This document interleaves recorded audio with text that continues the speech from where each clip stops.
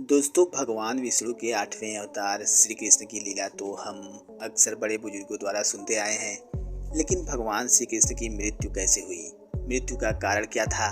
क्या श्री कृष्ण ने मृत्यु के बाद अपना शरीर त्याग दिया? और उनकी मृत्यु के बाद क्या हुआ? इन सब सवालों के जवाब जानने की जिज्ञासा हर किसी के मन में होती है। तो आइए आज हम आपको बताते हैं कि आखिर भगवान श्री कृष्ण की मृत्यु कैसे हुई। भगवान श्री कृष्ण का जन्म 3112 ईसा पूर्व में मथुरा में हुआ था।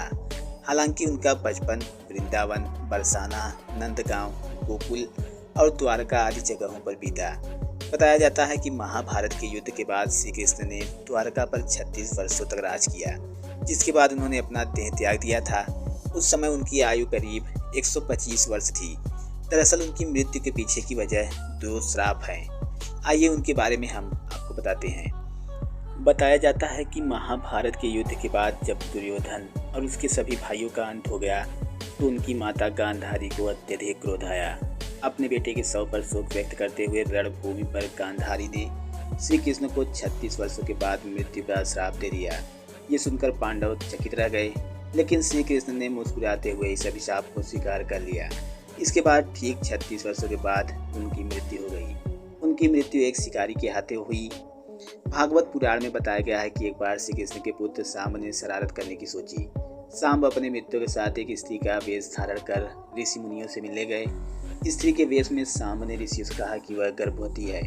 यदुवंश कुमारों की इस शरारत से ऋषियों ने क्रोधित होकर उन्हें श्राप दे दिया कि तुम एक ऐसे लोहे के तीर को जन्म दोगी जो तुम्हारे पूरे कुल का सर्वनाश कर देगा। इस श्राप को सुनकर सांब डर गए और उन्होंने तुरंत सारी घटना उग्रसेन को बताई।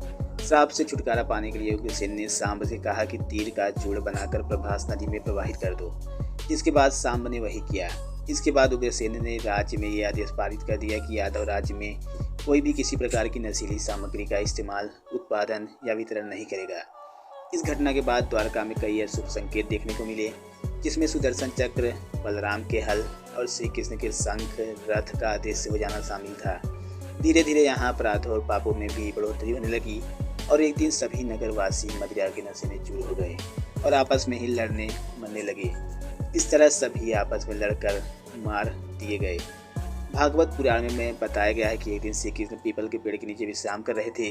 तभी जरा नाम के एक बहेलिये ने भगवान श्री कृष्ण को हिरण समझकर उन पर तीर से प्रहार कर दिया, जिसके बाद श्री कृष्ण ने अपने देह को त्याग दिया और उनकी मृत्यु हो गई।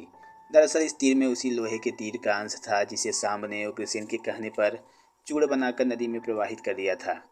इस प्रकार इसी के श्राप के अनुसार ही समस्त यदुवंशियों का नाश हो गया। गांधारी के श्राप के अनुसार श्री कृष्ण की मृत्यु हुई।